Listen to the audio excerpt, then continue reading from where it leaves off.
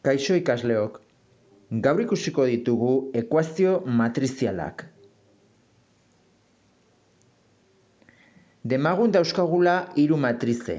Matrize bat dela bat, hiru, bat, lau, A matrizea, B matrizea dela bi, hiru, bat, minus bi, 0, lau, eta C matrizea dela 0, bat, bi, bi, bat, lau. Egin nahi badegu adibidez A matrizea bider isa matrizea izango dela ezaguna gehi B berdin C matrizea, egin behar dugu ekuazio normaletan, hau da zenbakiekin egiten ditugun ekuazioekin bezala. Hau da, pasa behar dugu isarik gabe daukaten zenbakiak edo letrak alde batera, eta isa dauzkatenak beste aldera. Kasu honetan, B pasako dugu eskubialdera, isa ez daukalako, eta eskerraldean utziko dugu isa daukana. Kasu honetan, A matrizea bider isa ez ezaguna aurkitu behar dugula. Beraz, A isa izango da C eta B bestaldera pasata minus B. Orain, isaren aurrean dago A. Beraz, A matrizea biderkatu behar dugu bere alderantzizkoaz identitate matrizea izateko. Beraz, jarriko dugu A ber minus bat bider A. Isa berdin, eta nola jarri dugu A ber minus bat ezkerraldean, bestaldean ere ezkerraldean jarri behar dugu A ber minus bat bider C ken B. Jarri behar dugu horrela, zeren eta ez da berdina esatea A ber minus bat bider C ken B, edo C ken B bider A ber minus bat. Beraz, ordena berdina jarraitu behar dugu. Beraz, A ber minus bat bider A da identitate matrizea, bider isa berdin A ber minus bat bider C ken B. Eta identitate matrizea bider isa matrizea da isa matrizea. Da zenbaki batean esaten den bezala bat bider lau dela lau. Ba, matrizetan gauze bera. I bider isa izango da isa. Berdin A ber minus bat bider C ken B. Bakarrik orain egin behar duguna da kalkulatu espresio hau. A ber minus bat matrizea da bat zati haren determinantea, kasu honetan haren determinantea jarriko dugu bat, hiru, bat, lau, determinante hori kalkulatuko dugu, eta orain egin behar duguna da adjuntuen matrizea osatu, eta A matrizearen adjuntoa, ikuste zute izabatzen baditugu lehenengo lerroa eta lehenengo zutabea, geratzen zaigu laua, borratzen badugu lehenengo lerroa eta bigarren zutabea geratzen zaigu bat, baina jarri dugu minus bat, zergatik dagolako bigarren lerroa eta lehenengo zutabea bider minus bat ber I gehi J, hau da, bi gehi bat, minus bat ber hiru da minus, orduan hemen da minus bat. Bestean da, bigarren lerroa eta lehenengo zutabea kenduta geratzen zaigu hiru, eta minus hiru geratzen zaigu, eta da minus bat ber I gehi J, hau da, bigarren lerroa, lehenengo zutabea kendu duguna, beraz minus bat, ber hiru da negatiboa, horregatik da minus hiru. Eta bestaldean da, bigarren lerroa eta bigarren zutabea kenduta geratzen zaigu bata. Eta honen alderantzizkoa. Bai? Horrekin kalkulatuko genuke A ber minus bat. Eta gero egin behar dugu C matrizea ken B matrizea.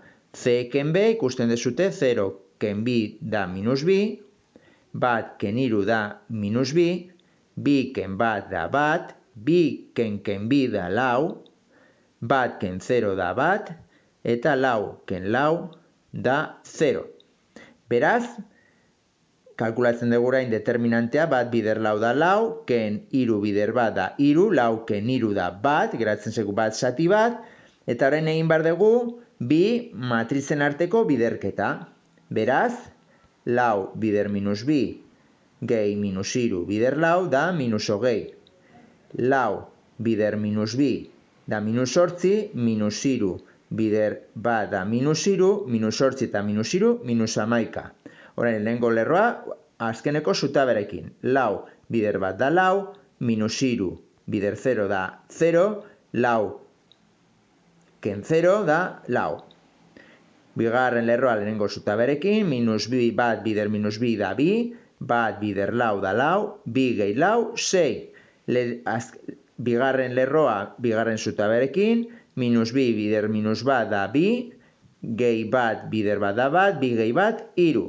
Eta bigarren lerroa azkeneko zutaberekin, minus bat bider bat da minus bat, gehi bat bider 0 dela 0, hau da, minus bat geratzen zaigu. Bai? Beraz, ekuazio matrizial honen emaitza izango da, isa matrizea dela minus hogei, minus hamaika, lau, 6, iru eta minus bat. Izango bagenu dabiez a isa minus b berdin c isa ekuazio matriziala, orduan, egin behar deguna da isa daukan guztia eskerrera pasako dugu, geratzen zaigu a isa ken c isa eta b bestaldera berdin b. Beraz, hemen komuna daukate isa, beraz, komuna aterako dugu kanpora eta geratzen zaigu a ken c bider isa. Hori dela berdin b. Beraz, isaren aurrean dagoenez a ken c matrizea, biderkatu behar dugu bere alderantzizkoaz. Bera jarriko dugu a ken c ber minus bat bider ac bider isa, berdin, nola jarri dugu hemen ken c ber minus bat, bestaldean a ken c ber minus bat bider b, orden horretan. Beraz, a ken c ber minus bat bider a ken c da identitate matrizea bider isa, berdin a ken c ber minus bat bider b. Eta beraz, identitate matrizea bider isa da isa, berdin a ken c dena ber minus bat bider b. Horrela, egingo genuke ekuazio matriziala. Ez dugu prozesu osoa egingo, baina ikusten dezute nola geratuko litzateke kalkulatzeko. Gero daukagu adibidez a bider isa bider b berdin c. Beraz, usteko bakarrik isa egin behar dugu a ber minus bat bider a, alderantzizkoa, bider a, isa eta b bider b ber minus bat. Bai?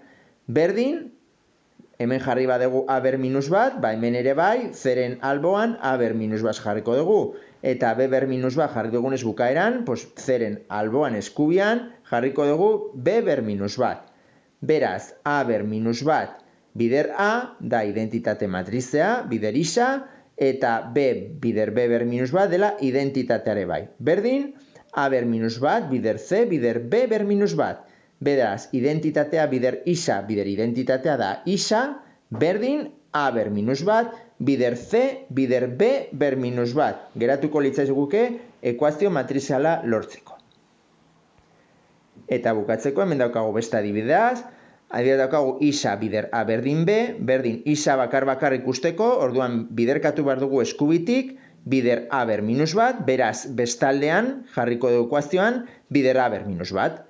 Beraz, isa bider a ber minus bat da identitatea, berdin b bider a ber minus bat.